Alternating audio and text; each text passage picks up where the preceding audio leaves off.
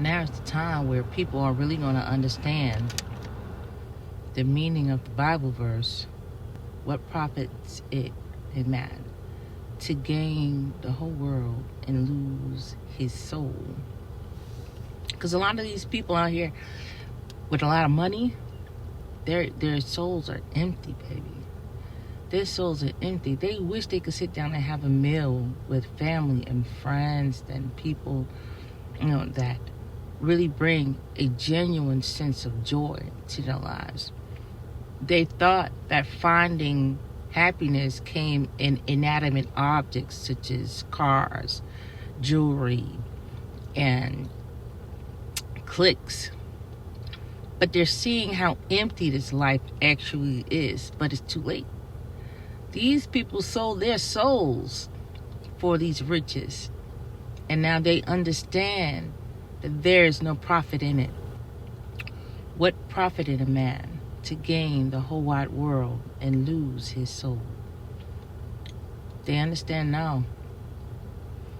What they thought they needed to prove, they realized that it wasn't worth it.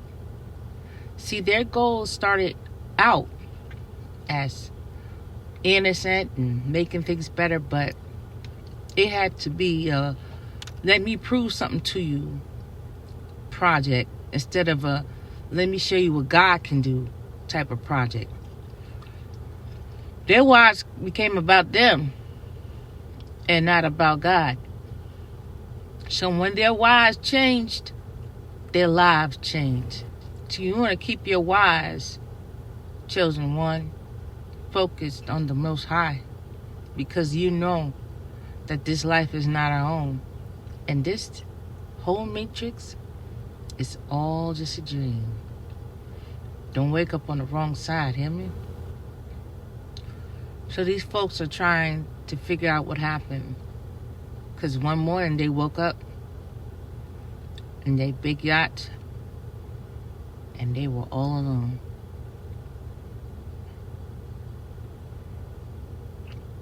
They woke up on the wrong side, friend. Yeah. What profits it a man to gain the whole wide world and lose his soul? This is where the meek starts to inherit the earth. The wealth of the wicked is laid up for the righteous. If you've been righteous and you've been seeking the face of God, God is about to reward you. See, all of the earth is his. And these folks forgot that there is a way that a man may think it's right, but it's not. These folks forgot that their whole purpose in helping people turned sour when they focused on proving a point. And nobody's watching. Nobody's watching anymore. Nobody's giving them the attention that they sought so bad.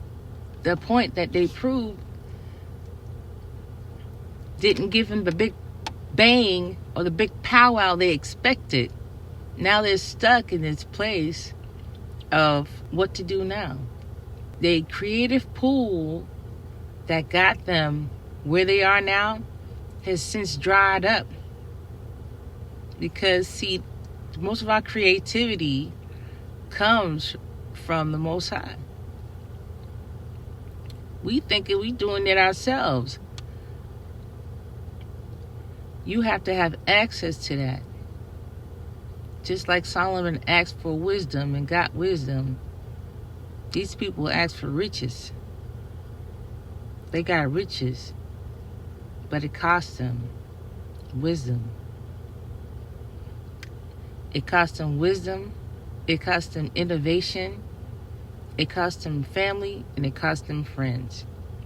They felt real good about cutting certain people off and not realizing they're cutting off blessings to them because of his self-righteous attitude. Cannot judge a book by its cover.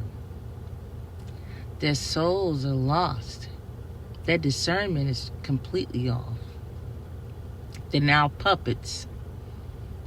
They gotta dance to keep their fortune or lose it. And they can do but so much because their contracts don't allow them to be creative. They allow them to be used in how the controller or their controller sees fit. They sold the souls. That means whatever their will is, if it don't comply with what their contract looks like, they don't get paid. And they could get cut off at any given time. Don't be a slave to your own will. Jesus Christ says, my yoke is easy and my burden is light. What God gives comes with no sorrow. So remember to focus on the glory of the kingdom in all you're doing, in all your works. These people are truly knowing now the meaning of that Bible verse of what profited a man to gain the whole wide world and lose his soul. They trade the whole world right now for your position. And you don't even have as much as them. But you have everything they need. And they realize the value of life. It's not in your bank account. And it's not in lifeless connections that are there to just basically drain you dry and lead you down a path that'll keep you basically in a desert. What profited a man to gain the whole wide world and lose his soul? They understand it now. It's hitting different. You're going to see a lot of crying rich people. A lot of crying rich people now. Don't laugh. Don't laugh at nobody's tears, baby. Okay? Because you're not going to be no better than them or the others who laughed at your tears. But there's a lot of people out there, I'm telling you, they are not sympathetic with these folks. And those folks are contracted to do what they're doing. See, now they're open. They're open and subject to demonic torture. They don't sleep good at night, baby. Not what you call those things, oxycodone. I don't care what you popping. Them nightmares go deep. They can't really talk about it. They're in a mental and spiritual prison where they're feeling like they're around them. They tried to build their own heaven. Instead, they built their own hell and caged themselves in to their mansion prison.